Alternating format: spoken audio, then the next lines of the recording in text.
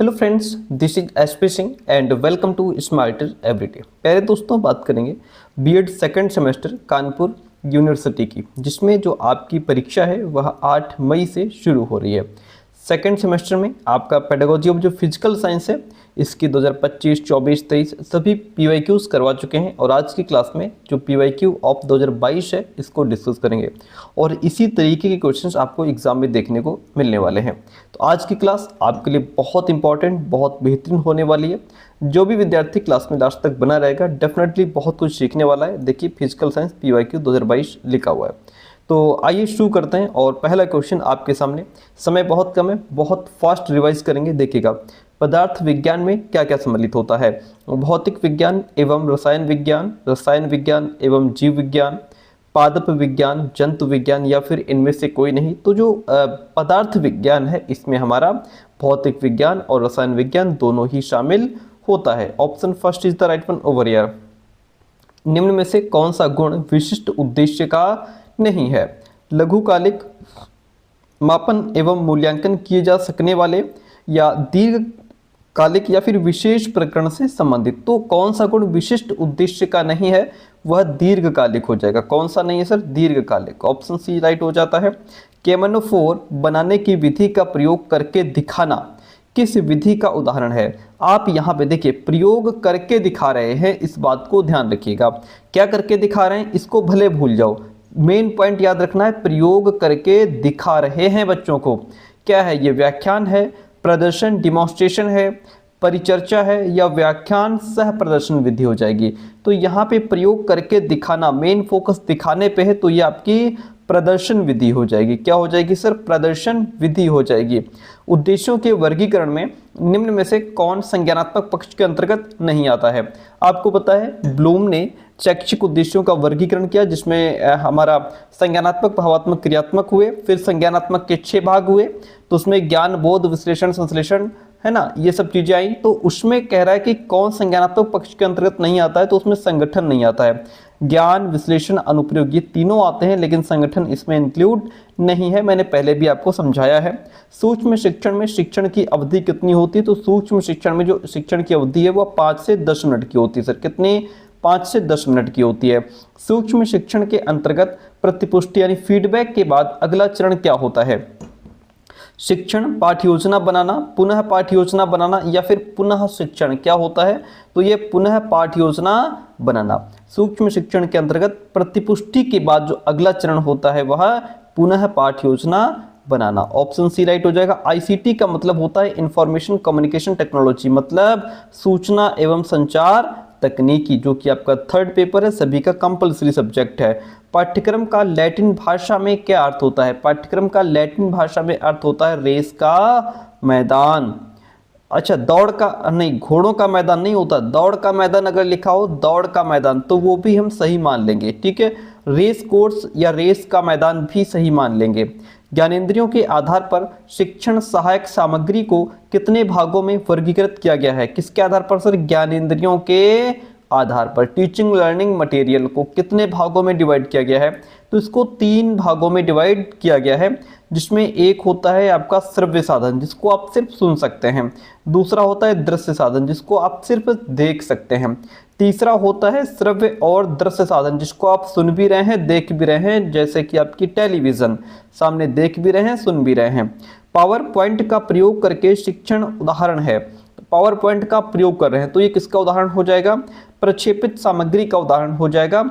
इसमें प्रक्षेपित सामग्री, इसमें वो साधन आते हैं जिन्हें स्क्रीन पर दिखाया जाता है, प्रोजेक्ट किया जाता है, प्रसारित किया जाता है। पावर पॉइंट स्लाइड्स को प्रोजेक्टर के माध्यम से स्क्रीन पर दिखाया जाता है, तो ये प्रक्षेपित सामग्री के अंतर्गत आ जाएगा। अनुभव शंकु का प्रतिपादन किसने किया? एडगर डेल, पियाजे, ब्रूनर, स्किनर। कौन है? तो वो हैं एडगर डेल, जिन्होंने अनुभव शंकु का प्रतिपादन किया। ऑप्शन यहाँ पे फर्स्ट राइट हो जाएगा। त्रिविमीय शिक्षण सहायक सामग्री का उदाहरण है चार्ट, प्रतिमान, चित्र या फिर नक्शा। क्या हो जाएगा? वह आपका प्रतिमान हो जाएगा। क्या है सर? प्रतिमान। ऑप्शन बी राइट हो गया। इकाई योजना आधारित है व्यवहारवाद पर, गेस्टाल्ट सिद्धांत पर, प्रयोगवाद पर या फिर यथार्थवाद पर? किस पर आधारित है? गेस्टाल्ट सिद्धांत पर आधारित है इकाई योजना? हर्बर्ट उपागम में पाठ्य योजना में डैश औपचारिक पद सम्मिलित होते हैं? 3, 5, 2, 7 कितने औपचारिक पद इसमें सम्मिलित होते हैं? तो इसमें आपके 5 औपचारिक पद सम्मिलित होते हैं, इसीलिए इसको हर्बर्ट की पंचपदी प्रणाली भी कहा जाता है। शिक्षक की व्यावसायिक दक्षता में शामिल नहीं है विषय का ज्ञान, शिक्षण कौशल, व्यवहार कुशलता, नेताओं के साथ अच्छे संबंध। देखिए ये जो है शिक्षक की व्यावसायिक दक्षता में शामिल नहीं है, क्योंकि टीचर यहाँ पे नेतानगरी करने नहीं आया है, उसको अपने सब्जेक्ट का ज्ञान होना चाहिए, टीचिंग स्किल्स में टीचिंग स्किल्स में बेहतर हो और व्यवहार कुशल होना चाहिए। ठीक है, ये तीनों चीज़ें हैं, लेकिन ये चीज़ यहाँ पे शामिल नहीं है। ऑप्शन डी राइट हो जाएगा। सबसे सरल मापनी स्तर जो कि वस्तुओं, घटनाओं, विशेषताओं के आधार पर वर्गीकृत की जाती है, उसे क्या कहा जाएगा? क्रम सूचक मापनी, शाब्दिक मापनी, दोनों या फिर इनमें से कोई नहीं? तो इसको क्या कहा जाएगा? शाब्दिक मापनी कहा जाएगा। सर क्या? शाब्दिक मापनी। क्वेश्चन नंबर 17 आपके सामने कहता है मूल्यांकन का अर्थ है केवल मापन है, केवल निर्णय है, मापन एवं मूल्य निर्णय है, या फिर इनमें से कोई नहीं? तो मूल्यांकन का अर्थ क्या है? मापन एवं मूल्य निर्णय। देखिए जो मूल्यांकन है एक व्यापक प्रक्रिया है जो 2 मुख्य घटकों से मिलकर के बनी है, मापन और मूल्य निर्णय। यहाँ पे मापन, मेजरमेंट, ये बालक की परफॉर्मेंस को नंबर्स में या मात्रा में व्यक्त करता है। जैसे बच्चे के 100 में से कितने नंबर आए, ठीक है, ये क्या हो गया? ये उसका मापन हो रहा है कि 100 में से इतने नंबर आए हैं। ये जो मापन है ये किसका आंसर देता है? किसका, यानी कि कितना बच्चे कितने नंबर लेके आया? 75%। बच्चे कितने नंबर लेके आया? 80%, 95%, है ना? ये कितना का उत्तर देता है, ठीक है, मापन। और जो मूल्य निर्धारण है, वैल्यू जजमेंट, ये मापन के आधार पर डिसीजन लेता है कि विद्यार्थी की जो परफॉर्मेंस है वो कैसी रही। बालक ग्रेट रहा, ठीक है, या बालक एवरेज रहा, या उसमें सुधार की आवश्यकता है, ठीक है, ये कितना अच्छा, इसका आंसर देता है। आई बात समझ में? ये आंसर किसका देता है कि 100 में से कितने नंबर आए, इसका आंसर देता है कि 100 में से आपके 70% मार्क्स आए हैं। और ये क्या करता है? ये बताता है कि आप ग्रेट हैं, एवरेज हैं, या इसमें सुधार की आवश्यकता है, ये चीज़ बताता है। कितना अच्छा रहा, इसका आंसर देता है ये, ठीक है। तो मूल्यांकन को कह सकते हैं कि मूल्यांकन इज इक्वल्स टू मापन प्लस मूल्य निर्धारण, evaluation is equals to measurement plus value judgement. तो कुल मिलाकर के ऑप्शन जो सी है वह बेस्ट ऑप्शन हो जाता है। जो अच्छे क्वेश्चंस हैं उन्हें समझाना मजबूरी है, नहीं तो यहाँ से घुमा के क्वेश्चन पूछ लेगा, फिर आप अटक जाएंगे। वस्तुनिष्ठ प्रश्नों में वर्गीकरण है लघु उत्तरीय, निबंधात्मक, प्रत्यास्मरण एवं पहचान, इनमें से कोई नहीं। तो ये आपका हो जाएगा प्रत्यास्मरण एवं पहचान। ये वस्तुनिष्ठ प्रश्नों में जो वर्गीकरण है आपका प्रत्यास्मरण और पहचान, ऑप्शन सी राइट हो जाएगा। निदानात्मक परीक्षण में निम्न में से कौन सी विधि सम्मिलित है? शैक्षिक परीक्षण, मनोवैज्ञानिक परीक्षण, नैदानिक परीक्षण, या फिर उपरोक्त सभी? तो इसमें आपका ये सारे ही हो जाएंगे। Option D is the right one over here. Question number 20 है आपके सामने, कहता है निबंधात्मक एवं वस्तुनिष्ठ प्रश्न, यानी कि जो आपका निबंधात्मक जिसमें लॉन्ग क्वेश्चन, शॉर्ट क्वेश्चंस होते हैं, और जो आपका ऑब्जेक्टिव होता है, दोनों ही किस प्रकार के अंतर्गत आते हैं? तो ये लिखित के अंतर्गत आते हैं, रिटन एग्जाम के अंतर्गत आते हैं। देखिए लिखित परीक्षा, इसके अंतर्गत तो वो सभी प्रश्न आते हैं जिन्हें लिख करके या चिन्हित करके, मार्क करके हल किया जाता है, ठीक है। तो इसमें आपका निबंधात्मक और वस्तुनिष्ठ दोनों ही इसी श्रेणी का हिस्सा हैं। ऑप्शन फर्स्ट यहाँ पे राइट हो गया। अन्वेषण तकनीकी जो विद्यार्थियों को महत्वपूर्ण अधिगम और अनुभव का प्रत्यायन करा सके, डैश के आधार पर पूछे गए प्रश्न हैं। विश्लेषण प्रश्न, खोजपूर्ण प्रश्न, मूल्यांकन प्रश्न, या फिर संश्लेषण प्रश्न हो जाएगा। वो कौन से प्रश्न हो जाएंगे? तो वो आपके हो जाएंगे इसमें खोजपूर्ण प्रश्न, जिन्हें हम प्रॉबिंग क्वेश्चंस भी कहते हैं। अब जैसे अन्वेषण तकनीकी, एक्सप्लोरेशन टेक्निक होती है, इसका मुख्य उद्देश्य बालक को गहराई से सोचने और खुद ज्ञान की खोज करने के लिए प्रेरित करना होता है। अब खोजपूर्ण प्रश्न, जब एक छात्र अधूरा या गलत आंसर देता है तो टीचर खोजपूर्ण प्रश्न, प्रॉबिंग क्वेश्चंस पूछता है, ताकि बालक अपने अनुभव और प्रीवियस नॉलेज का उपयोग करके सही और सिग्निफिकेंट लर्निंग तक पहुंच सके, महत्वपूर्ण लर्निंग तक अपनी पहुंच सके जो भी उसने सीखा है, इसलिए खोजपूर्ण प्रश्न पूछे जाते हैं। समूह शिक्षण का अर्थ क्या होता है? व्यक्तिगत शिक्षण, समूह में शिक्षण, स्वाध्याय या फिर इनमें से कोई नहीं। सिंपल सी बात है, समूह शिक्षण है तो समूह में हो रहा होगा, है ना, ग्रुप में हो रहा होगा, ऑप्शन बी राइट है। उद्देश्य शिक्षण, अनुभव, अधिगमकर्ता, प्रशंसा, निम्न में से किसके 3 स्तंभ हैं? अधिगम के, मापन के, मूल्यांकन के या फिर शिक्षण के? तो ये मूल्यांकन के 3 स्तंभ हैं सर। किसके? मूल्यांकन के। अगला क्वेश्चन कहता है मापन किसी तथ्य का डैश विवरण है, जबकि मूल्यांकन किसी तथ्य का डैश विवरण है। तो मापन किसी तथ्य का मात्रात्मक क्या है सर? मापन किसी तथ्य का मात्रात्मक विवरण है, जबकि मूल्यांकन किसी तथ्य का गुणात्मक विवरण है। ऑप्शन डी राइट हो जाता है। शिक्षक 35 से 40 मिनट की कक्षा के लिए योजना तैयार करता है, उसे क्या कहते हैं? 35 से 40 मिनट टीचर पढ़ाएगा, उसे क्या कहते हैं? उसे हम कहते हैं पाठ योजना। क्या कहते हैं? उसे लेसन प्लान कहा जाता है। प्यारे दोस्तों, हम पेड नोट्स भी प्रोवाइड कराते हैं। पेड नोट्स का मतलब ये होता है कि आपको कुछ फीस पे करनी पड़ती है and complete notes PDF format में व्हाट्सएप पे आपको प्रोवाइड करा दिए जाते हैं। उसके लिए आप हमें 9628182649 इस नंबर पे व्हाट्सएप मैसेज करके उसमें लिखिए कि सर हमारे teaching subject physical science, biological science है या फिजिकल साइंस मैथमेटिक्स है, ये हमारे टीचिंग सब्जेक्ट है, हमको नोट्स चाहिए। हम आपको यहाँ से प्रोसेस भेज देंगे, आप फीस पे करेंगे, उसके बाद नोट्स प्रोवाइड करा दिए जाएंगे। लर्न विद एसपी सर, ये हमारा दूसरा यूट्यूब चैनल है जहाँ पे हम यूपी टेट क्लासेज शुरू करेंगे। जैसे ही आपका एग्जाम कंप्लीट हो जाए फिर यहाँ पे क्लासेज शुरू करेंगे, तो इसको आप ज्वाइन कर लीजिए, सब्सक्राइब कर लीजिए। पुनरावृत्ति प्रश्न पूछे जाते हैं, कब पूछे जाते हैं? पाठ की प्रस्तावना में शुरुआत में, विद्यार्थियों को तत्पर करने के लिए, तैयार करने के लिए, पाठ्य योजना के अंतिम चरण में या फिर पाठ्य योजना को आगे बढ़ाने के लिए। तो प्रस्तावना जो पुनरावृत्ति प्रश्न होते हैं वो कब पूछे जाते हैं? ये आपके पाठ्य योजना के अंतिम चरण में पूछे जाते हैं, जिससे कि बच्चों का थोड़ा रिवीजन हो जाए। 27 नंबर क्वेश्चन कहता है कि ब्लूप्रिंट शब्द का प्रयोग निम्न में से किसके लिए प्रयुक्त होता है? पाठ्य योजना का फॉर्मेट बनाने के लिए, उपलब्धि परीक्षण का प्रारूप तैयार करने के लिए, वार्षिक योजना का प्रारूप या फिर नैदानिक परीक्षण का प्रारूप बनाने के लिए प्रयोग किया जाता है। तो ब्लूप्रिंट जो है ये क्वेश्चन पेपर तैयार करने से पहले बनाया गया एक 3D चार्ट होता है, ठीक है, और ये जो है उपलब्धि परीक्षण का प्रारूप बनाने के लिए इसका यूज होता है, ठीक है। किसमें? डिजाइन ऑफ अचीवमेंट टेस्ट में इसका प्रयोग होता है। जो उपलब्धि परीक्षण है इसका उपयोग ये मापने के लिए किया जाता है कि छात्र ने क्या सीखा है। ब्लूप्रिंट इसमें यह तय करता है कि किस चैप्टर से कितने क्वेश्चंस आएंगे। यहाँ पे प्रश्नों का प्रकार क्या रहेगा? ऑब्जेक्टिव क्वेश्चंस रहेंगे, शॉर्ट क्वेश्चंस रहेंगे, लॉन्ग क्वेश्चंस रहेंगे, और हम बच्चों को यानी कि क्या सिखाना चाह रहे हैं, किन उद्देश्य क्या है हमारा, ज्ञान, बोध, प्रयोग, है ना, इन सब चीज़ों को कितना इंपॉर्टेंस दिया जाएगा।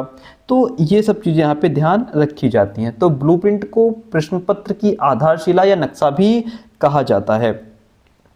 वह विधि जिसमें विद्यार्थी विभिन्न स्थानों पर भ्रमण करके जैविक भौतिक वातावरण का ज्ञान एवं समझ एकत्रित करते हैं, उसे क्या कहा जाएगा? प्रयोग, व्याख्यान, प्रदर्शन या फिर शैक्षिक भ्रमण। क्या कहा जाता है? इसको शैक्षिक भ्रमण कहते हैं, एजुकेशनल टूर या फील्ड ट्रिप कहते हैं।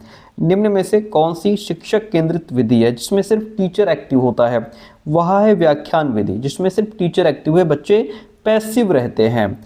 अंतिम व्यवहार है सत्र के अंत में विद्यार्थी व्यवहार, सत्र के प्रारंभ में विद्यार्थी की अनुक्रिया, सत्र के मध्य में विद्यार्थी उपलब्धि या फिर उपरोक्त में से कोई नहीं। तो ये है आपका सत्र के अंत में विद्यार्थी का व्यवहार या उसका रिस्पॉन्स, उसकी अनुक्रिया। ये क्या हो जाएगा? ये उसका अंतिम व्यवहार हो जाएगा। निम्न में से कौन सॉफ्टवेयर है? मॉनिटर, सीपीयू, ऑपरेटिंग सिस्टम या फिर कीबोर्ड। इसमें से सॉफ्टवेयर कौन है भैया? तो सॉफ्टवेयर जो ऑपरेटिंग सिस्टम है ये सॉफ्टवेयर है, बाकी ये जो तीनों चीज़ें हैं ये हार्डवेयर के अंतर्गत आती हैं।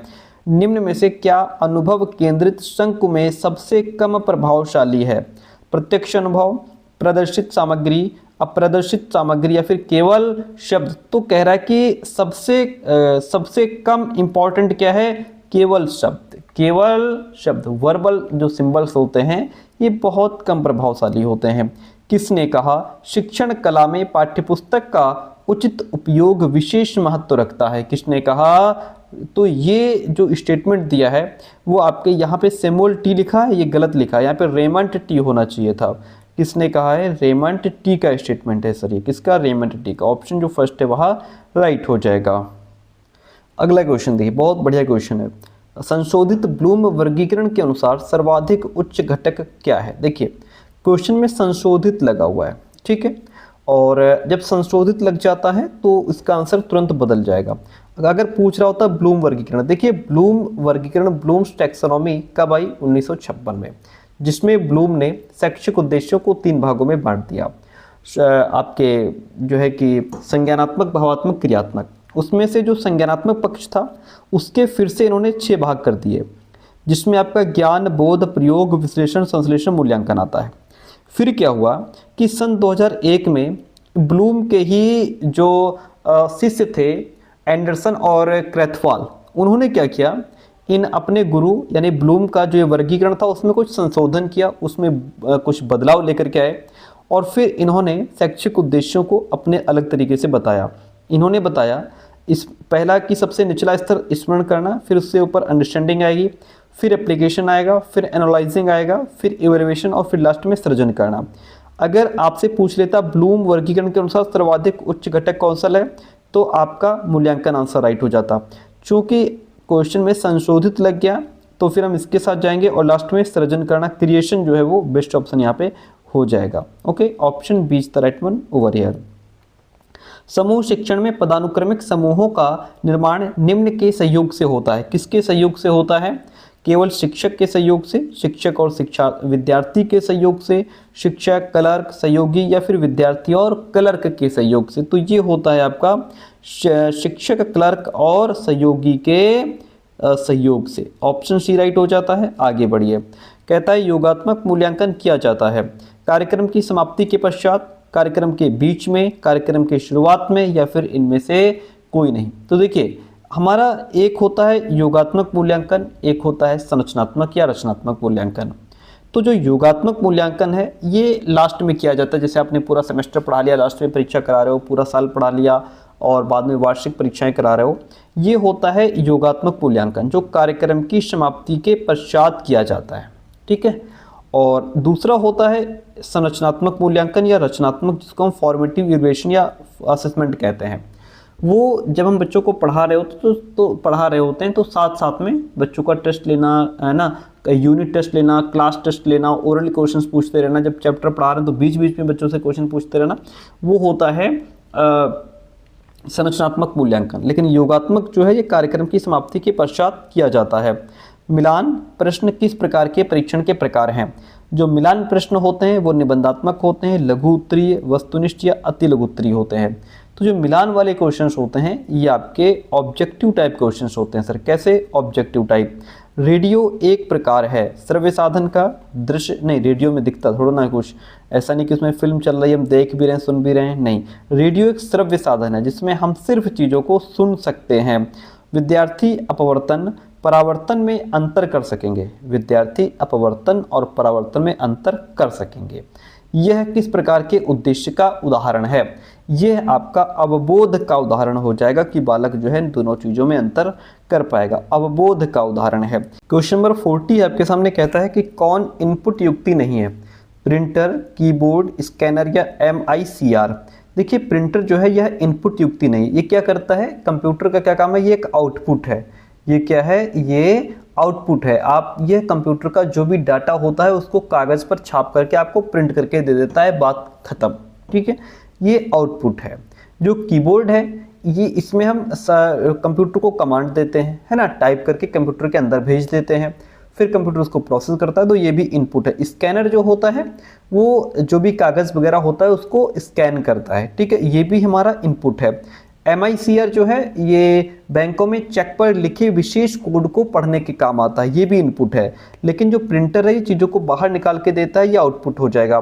लैन का पूरा नाम होता है लोकल एरिया नेटवर्क। लैन का पूरा नाम क्या होता है सर?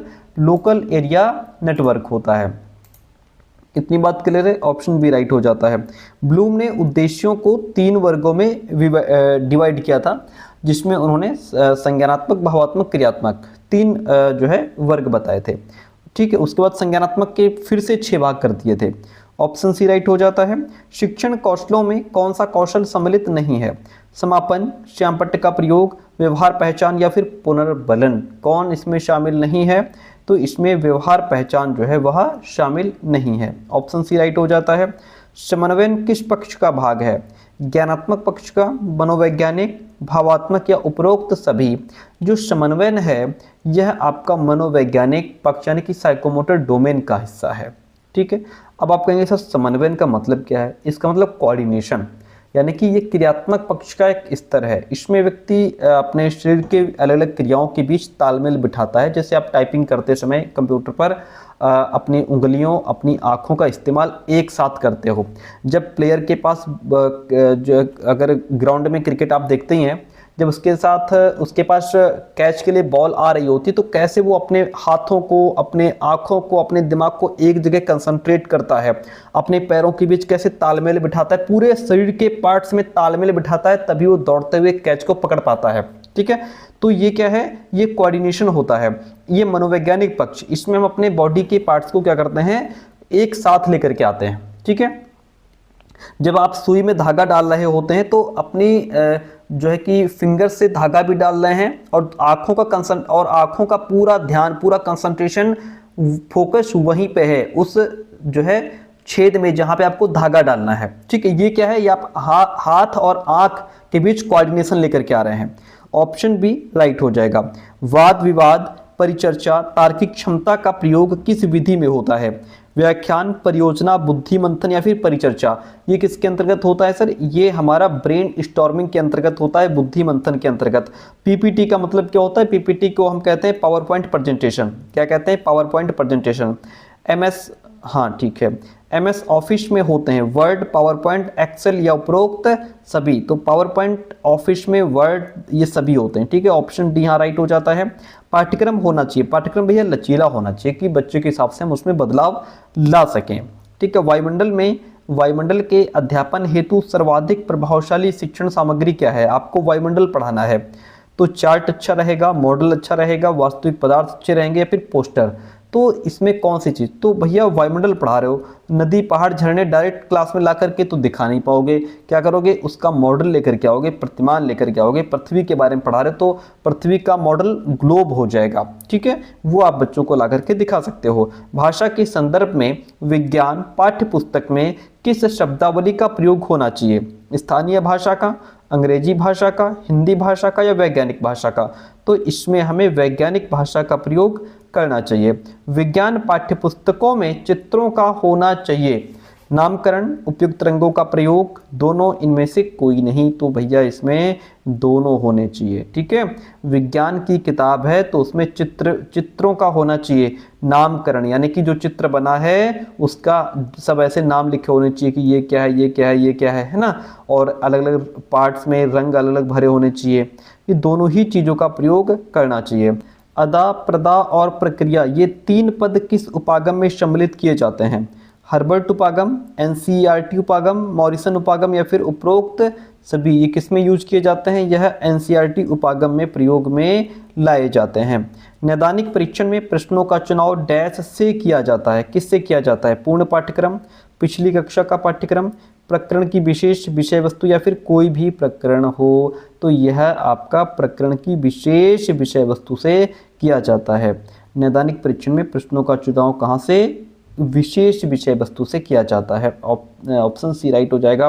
डैश, निबंधात्मक प्रश्नों द्वारा विकसित होते हैं। जो निबंधात्मक प्रश्न होते हैं, लॉन्ग क्वेश्चंस आपको लिखने पड़ते हैं, शॉर्ट क्वेश्चन लिखने पड़ते हैं। इन क्वेश्चंस के माध्यम से आपके अंदर लिखने की स्किल डेवलप होती है ना, राइटिंग स्किल डेवलप होती है। उपलब्धि परीक्षण एवं नैदानिक परीक्षण में मुख्य अंतर किस बात का होता है? उद्देश्य, प्रकृति, कठिनाई स्तर या फिर इनमें से कोई नहीं? तो इसमें जो अंतर होता है उद्देश्य का होता है सर। किसका होता है? उद्देश्य का अंतर होता है। सूक्ष्म शिक्षण का अभ्यास किस समूह पर किया जाता है? विद्यार्थी, शिक्षक, साथी समूह या फिर उपरोक्त सभी? तो सूक्ष्म शिक्षण का जो अभ्यास है वह अपने साथी समूह पर किया जाता है। जनसंचार माध्यम डैश प्रकार की सामग्री है? श्रव्य, दृश्य या इनमें से कोई नहीं? जनसंचार माध्यम जो है वह दृश्य श्रव्य प्रकार की सामग्री है। किसकी? दृश्य श्रव्य प्रकार की सामग्री, जिसमें हम चीज़ों को देख भी सकते हैं, सुन भी सकते हैं। ज्ञानवाणी क्या है? टीवी शैक्षिक प्रसारण है, रेडियो शैक्षिक कार्यक्रम प्रसारण है, आध्यात्मिक गुरुओं के प्रवचन, या फिर इनमें से कोई नहीं। तो यह रेडियो शैक्षिक प्रसारण कार्यक्रम, रेडियो शैक्षिक कार्यक्रम प्रसारण, ऑप्शन बी राइट हो गया। वह विधि जिसमें विद्यार्थी मूर्त तथ्यों के आधार पर सामान्यीकरण करते हैं, उसे हम क्या कहते हैं सर? उसे आगमन विधि कहते हैं। इसमें छात्र पहले विशेष उदाहरण, जो हमारे मूर्त तथ्य होते हैं, उनको देखते हैं और फिर उनके आधार पर एक सामान्य नियम या सिद्धांत यानी कि सामान्यीकरण बनाते हैं। ठीक है, और ये जो विधि है ये हमारी विशेष से सामान्य की तरफ चलती है, ज्ञात से अज्ञात की तरफ चलती है। ऑप्शन बी राइट हो गया। पाठ्यक्रम योजना, शिक्षण सामग्री, अधिगम अनुदेशन व्यवस्था, मूल्यांकन वर्ष भर के लिए योजनाबद्ध किए जाएं, तो वो क्या है? जब वर्ष भर के लिए योजनाबद्ध किए जाते हैं तो इसको हम वार्षिक योजना कहते हैं सर। शिरोत्तर प्रक्षेपक निम्न में से किसके प्रक्षेपण के लिए प्रयोग होता है? यह स्थिर चित्र एवं स्लाइड्स यानी ट्रांसपेरेंसी के लिए यूज होता है। ऑप्शन फर्स्ट राइट हो गया। स्वनिर्मित उपकरण विद्यार्थियों में डैश विकसित करते हैं। स्वनिर्मित, जहां बच्चा इन टूल्स को अपने आप खुद बना रहा है, इससे उसके अंदर क्या डेवलप होगा? वैज्ञानिक अभिवृत्ति या वैज्ञानिक साइंटिफिक दृष्टिकोण उसके अंदर डेवलप होगा। पाठ्यक्रम में कौन से पक्ष सम्मिलित होते हैं? तो पाठ्यक्रम में आपके सैद्धांतिक और प्रायोगिक दोनों ही प्रकार के पक्ष सम्मिलित होते हैं। मैंने आपको समझाया भी था कि सैद्धांतिक क्या है, प्रायोगिक क्या है, इसलिए यहाँ पे ऑप्शन जो आपका सी है वह राइट हो जाएगा। किसी निश्चित अवधि में अध्ययन करने के बाद विद्यार्थियों के व्यवहार में जो परिवर्तन आता है वो कहलाता है, क्या कहलाता है? उसे हम उत्पाद प्रदा कहते हैं, प्रोडक्ट आउटपुट कहते हैं। उत्पाद प्रदा क्या है? देखिए, टीचिंग प्रोसेस के लास्ट में जो परिणाम प्राप्त होता है उसे उत्पाद कहते हैं। अध्ययन के बाद छात्र के व्यवहार में आया परिवर्तन ही अंतिम उत्पाद होता है। प्रक्रिया प्रदा ये प्रोसेस होता है, ये टीचिंग के दौरान होने वाली एक्टिविटीज को दर्शाता है। एंट्री बिहेवियर ये वो ज्ञान या व्यवहार होता है जो विद्यार्थी अध्ययन शुरू करने से पहले रखता है। ठीक है, तो कुल मिलाकर के ऑप्शन जो आपका फर्स्ट है वह राइट हो जाएगा। आगे बढ़ते हैं। पूर्व ज्ञान को नवीन ज्ञान से जोड़ने वाला कौशल, यानी कि प्रीवियस नॉलेज को नए ज्ञान से कनेक्ट करने वाला जो कौशल है वह पाठ प्रस्तावना कौशल है। ठीक है, जब हम किसी टॉपिक को पढ़ाने जा रहे होते हैं तो बच्चों का प्रीवियस नॉलेज चेक करने के लिए या उस टॉपिक से रिलेटेड बच्चे कितनी जानकारी रखते हैं इसको चेक करने के लिए हम प्रस्तावना कौशल, प्रस्तावना प्रश्न बच्चों से पूछते हैं। परियोजना विधि जो है ये किस पर आधारित है? यह आपकी क्रिया केंद्रित है, एक्टिविटी बेस्ड है। पाठ्य पुस्तक का मुख्य पृष्ठ होना चाहिए। पाठ्य पुस्तक का जो मेन पेज होता है वो कैसा होना चाहिए? वो मजबूत और आकर्षक होना चाहिए। दोनों ही बातें यहाँ पे ठीक हो जाती हैं। विद्यार्थियों के रिकॉर्ड निम्न की सहायता से सुरक्षित किए जा सकते हैं। किसकी सहायता से सुरक्षित किए जा सकते हैं? MS एक्सेल के सहायता से सुरक्षित किए जा सकते हैं। क्वेश्चन नंबर 69 कहता है आकाश नीला, घास डैश। यह प्रश्न किस प्रकार का है? बहुविकल्पीय है, मिलान वाला है, सादृश्यता आधारित है या रिक्त स्थान की पूर्ति करनी है। देखिए, आकाश फिर डॉट लगा है, नीला फिर डबल डॉट लगा है, फिर घास फिर डॉट लगा है। तो ये प्रश्न जो है वो सादृश्यता आधारित है सर। क्या है? सादृश्यता। इसको इंग्लिश में एनालॉगी कहते हैं। ठीक है, इस प्रकार के प्रश्नों में दो शब्दों के बीच एक विशेष संबंध होता है और उसी संबंध के आधार पर अगले जोड़े का उत्तर देना होता है। जैसे एक जोड़ा ये हो गया, इस जोड़े का आंसर जो है वो इसी के आधार पर देना होता है। जैसे आकाश नीला, आकाश का रंग नीला है, तो घास का संबंध उसके रंग हरे से होगा, यानी कि ये घास का संबंध उसका रंग हरा जो होता है उसी से इसका संबंध हरे रंग से हो जाएगा। ठीक है, तो ये सादृश्यता यहाँ पे राइट आंसर हो जाएगा। सादृश्यता वाले प्रश्नों में हमेशा इनका यूज आपको देखने को मिलेगा। इतनी बात क्लियर है? ठीक है, क्वेश्चन नंबर आपके सामने अब आता है 70। क्या कहता है देखिएगा कि सूक्ष्म शिक्षण अभ्यास के दौरान विद्यार्थियों की संख्या होती है। सूक्ष्म शिक्षण अभ्यास के दौरान विद्यार्थियों की संख्या 5 से 10 होती है। निर्देशित ट्यूटोरियल शिक्षण निम्न प्रकार का है। नैदानिक शिक्षण है, समूह शिक्षण है, उपचारात्मक शिक्षण, या इनमें से कोई नहीं। तो यह उपचारात्मक शिक्षण हो जाएगा सर। कैसा? उपचारात्मक शिक्षण। मौलिक शोध का क्षेत्र होता है, मौलिक शोध का क्षेत्र व्यापक होता है। ऐसा स्थान जहां विद्यार्थी को स्थान, उपकरण, साधन उपलब्ध होते हैं, विद्यार्थी प्रयोग करके सीखते हैं, उसे हम प्रयोगशाला कहते हैं। ठीक है। व्याख्यान विधि है, व्याख्यान विधि जो होती है वह शिक्षक केंद्रित होती है सर। क्या? शिक्षक केंद्रित होती है। मौखिक हाव भाव, शारीरिक मुद्रा संचालन संबंधित कौशल कौन सा हो जाएगा? व्याख्यान कौशल, शिक्षण सहायक सामग्री प्रयोग कौशल, उद्दीपन परिवर्तन कौशल, या फिर प्रश्न पूछने का कौशल। क्वेश्चन कह रहा है कि मौखिक हाव भाव और अपने शरीर को किस तरीके से चलाना है, हाथों का यूज करना है, पैरों का, चेहरे का हाव भाव, है ना। तो ये आपका उद्दीपन परिवर्तन कौशल के अंतर्गत आता है। किसके अंतर्गत? उद्दीपन परिवर्तन कौशल के अंतर्गत आता है। याद दिलाने की क्रिया, दिशा परिवर्तित करना और विकेंद्रीकरण भाग है। किसका भाग है? यह खोजपूर्ण प्रश्न कौशल का भाग है सर। किसका? खोजपूर्ण प्रश्न कौशल का भाग है। खोज विधि प्रतिपादित की थी किसने? प्रोफेसर आर्मस्ट्रॉन्ग ने, प्रोफेसर आर्मस्ट्रॉन्ग ने। परिचर्चा विधि के संबंध में कौन सा कथन गलत है? केवल विद्यार्थी ही सक्रिय होते हैं, प्रजातांत्रिक विधि, या शिक्षक और विद्यार्थी दोनों सक्रिय रहते हैं, विद्यार्थी अपने विचार विषय पर प्रस्तुत कर सकते हैं। गलत क्या है? तो गलत क्या है कि केवल विद्यार्थी ही सक्रिय रहते हैं, ये बात इसमें गलत है, क्योंकि इसमें शिक्षक और विद्यार्थी दोनों सक्रिय रहते हैं। जो हमारी परिचर्चा विधि है, डिस्कशन मेथड में टीचर और स्टूडेंट दोनों सक्रिय रूप से भाग लेते हैं। प्रजातांत्रिक, ये एक लोकतांत्रिक तरीका है जहां हर किसी को बोलने की आज़ादी होती है। विचारों की प्रस्तुति, छात्र स्वतंत्र रूप से अपने टॉपिक पर, अपना किसी भी टॉपिक पर अपने तर्क और विचार रख सकते हैं। ये सारी बातें ठीक हैं। केवल विद्यार्थी सक्रिय रहता है, ये बात गलत है। क्रियात्मक अनुसंधान डैश के द्वारा किया जाता है। किसके द्वारा किया जाता है?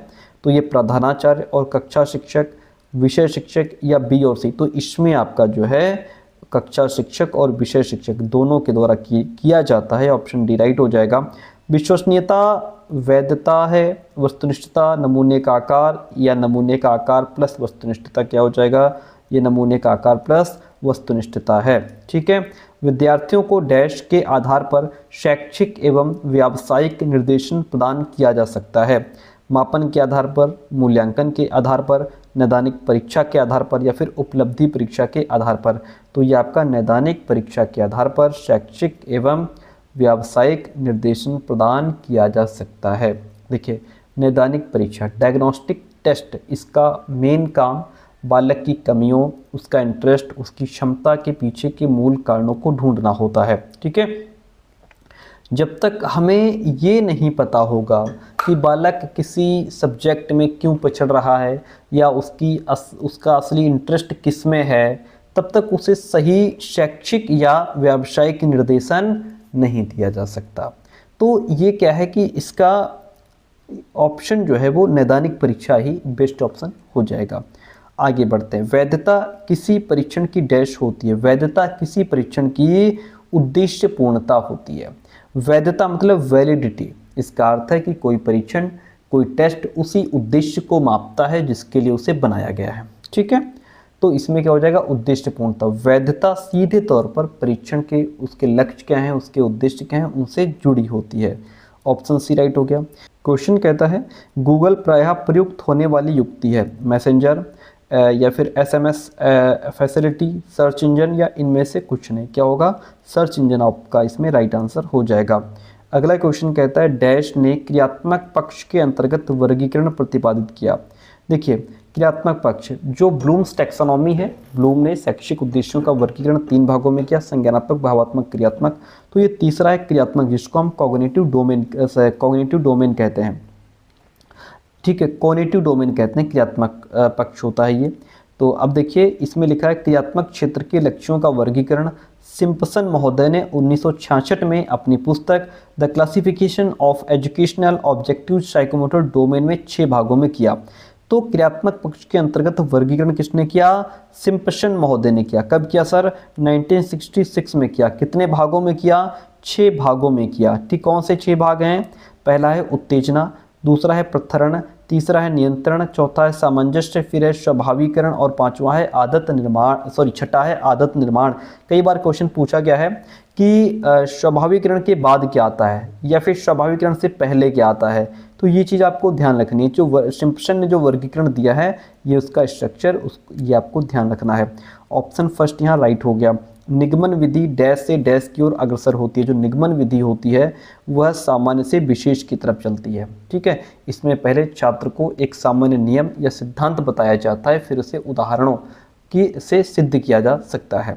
ठीक है, किया जाता है। व्याख्यान विधि डैश में मुख्य उपयोगी। जो व्याख्यान विधि होती है वह उच्च कक्षाओं में डिग्री कॉलेजेज में ज़्यादा सही ठीक रहती है। क्रियात्मक अनुसंधान है लघु अवधि अनुसंधान, दीर्घकालिक अनुसंधान, मूलभूत शोध की तरह है, कक्षा की समस्याओं से संबंधित नहीं है।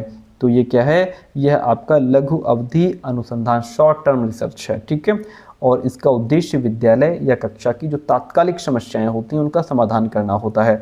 अवधि की बात करें तो ये बहुत कम समय शॉर्ट टर्म के लिए होता है, ताकि जो टीचिंग प्रोसेस है उसमें तुरंत इम्प्रूवमेंट लाया जा सके। और इसे जो है टीचर, प्रधानाचार्य या स्कूल के जो बाकी कर्मचारी हैं उनके माध्यम से इसको किया जाता है। ऑप्शन फर्स्ट राइट हो जाएगा। वह प्रक्रिया जिसके द्वारा विद्यार्थियों के प्रदर्शन का मूल्यांकन एक निश्चित स्केल पर किया जाता है वह क्या कहलाती है, वह कहलाती है आपकी ग्रेडिंग। क्या कहा जाता है, इसको कहते हैं ग्रेडिंग। ठीक है, इतनी बात क्लियर है। सतत एवं वृद्ध मूल्यांकन किस बोर्ड द्वारा प्रारंभ किया गया, ICSI, CBSE, IB या फिर NIOS, किसके माध्यम से शुरू किया गया, तो इसको CBSE के माध्यम से शुरू किया गया था। फॉन्ट साइज संबंधित है कंप्यूटर के संदर्भ में। फॉन्ट साइज किससे संबंधित है, फॉन्ट साइज का मतलब होता है शब्दों का आकार। CBCS का पूरा नाम क्या है, CBCS का पूरा नाम होता है choice based credit system. Choice based credit system. मापन का कार्य निम्न में से कौन सा नहीं है, पूर्व कथन, वर्गीकरण, निदान या फिर आलोचना। मापन का कार्य कौन सा नहीं है, आलोचना करना मापन का काम नहीं है, बाकी सारे हैं। किसने परिभाषित किया, मापन किन्हीं निश्चित स्वीकृत नियमों के अनुसार वस्तुओं को अंक प्रदान करने की प्रक्रिया है। थॉर्नडाइक ने डिफाइन किया है या फिर SS स्टीवेंस, हेल्मस्टेडर या फिर EF पील, किसने किया है, तो ये MS स्टीवेंस ने किया है। MS स्टीवेंस ने किया है। श्यामपट्ट पर लिखते समय हमें 45 डिग्री के कोण पर खड़े होना चाहिए ताकि हम ब्लैक बोर्ड पे भी देखें, सामने पीछे बच्चों को भी देखते रहें। अगर पूरी पीठ बच्चों के सामने हो जाएगी तो बच्चे एक दूसरे के चाक मारने लग जाएंगे, है ना, या जो है कि बातें करने लग जाएंगे। तो ये चीज़ है, 45 डिग्री के एंगल पे आपको खड़े होना चाहिए। विद्यार्थियों को किस प्रकार का गृह कार्य दिया जाना चाहिए, विद्यार्थियों को गृह कार्य देने की बात हो रही तो ऑब्जेक्टिव टाइप क्वेश्चन देना चाहिए, बच्चों को करने में मज़ा आता है। किसने कहा, पाठ्यक्रम छात्रों को उस सीमा तक संपूर्ण जीवन है जिस सीमा तक विद्यालय उसे अच्छा या बुरा मानने का उत्तरदायित्व स्वीकार करता है।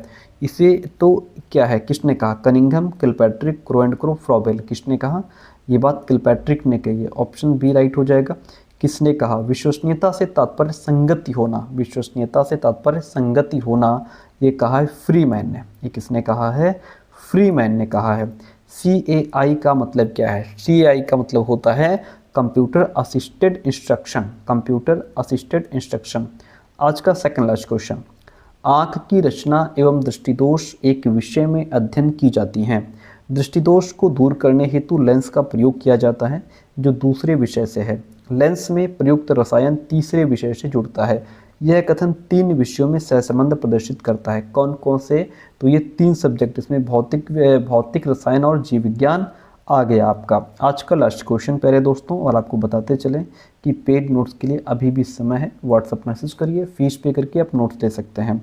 ध्यान रहे, हमारे नोट्स लेने के बाद आपको बाहर से कोई कॉपी, किताब, क्वेश्चन बैंक, मॉडल पेपर कुछ भी खरीदने की आवश्यकता नहीं है। जितना कंटेंट दिया जाएगा पर्याप्त रहेगा। बहुविकल्पीय, सत्य असत्य, साहचर्य, वर्गीकरण, मिलान, ये सब प्रश्न किस प्रकार के परीक्षण हैं, ये सब हमारे प्रत्याभिज्ञान रिकग्निशन के अंतर्गत आते हैं। रिकग्निशन क्या है सर, इसमें आंसर जो है वो छात्र के सामने ही मौजूद होते हैं, उसे बस सही आंसर को जो है पहचानना होता है। जैसे कि आपके MCQs क्वेश्चन हो गया, ट्रू फॉल्स हो गया, मैचिंग हो गया, क्लासिफिकेशन हो गया, ठीक है। और जो साधारण प्रत्याहरण है, प्रत्यास्मरण है, रिकॉल, इसमें आंसर सामने नहीं होता है, बालक को अपनी याददाश्त से उत्तर लिखना पड़ता है, जैसे रिक्त स्थान की पूर्ति हो गई या एक शब्द में आंसर लिखना हो गया, है ना। अब जैसे प्रत्याभिज्ञान का अर्थ है पहचानना, और प्रत्यास्मरण का मतलब होता है याद करके पुनः उसको फिर से प्रेजेंट करना। फिलहाल प्रश्न के अकॉर्डिंग हम यहाँ पे जाएंगे ऑप्शन नंबर प्रत्याभिज्ञान के साथ, ठीक है। तो प्यारे दोस्तों, आपको बताते चले कि देखिए हमारा जो व्हाट्सअप चैनल है उसको भी आप अभी ज्वाइन कर लीजिए, लिंक डिस्क्रिप्शन बॉक्स में मिल जाएगा। सर उसको क्यों ज्वाइन करना है? उसको इसलिए ज्वाइन करना है ताकि इधर आपकी हम कंटिन्यू लगातार 3-3, 4-4 वीडियोस एक दिन में आपको देने वाले हैं, तो आपसे कोई भी क्लास मिस ना हो। हम सारे वीडियोस व्हाट्सअप चैनल पे फॉरवर्ड कर देते हैं, ठीक है। तो वहाँ से आपको मिलती रहे, आपकी कोई क्लास छूटे ना, इसलिए आप व्हाट्सअप चैनल भी ज्वाइन कर लीजिए। ये हमारा दूसरा चैनल है यूट्यूब का, ठीक है। यहाँ पे आपका बीएड एग्ज़ाम हो जाए उसके बाद इस पर हम यूपी टेट क्लासेस शुरू करेंगे, तो इसको भी आप ज्वाइन कर लीजिए। नोट्स के लिए ये नंबर दिया गया है, ठीक है। थैंक यू सो मच, मिलते हैं बहुत जल्दी नेक्स्ट क्लास में।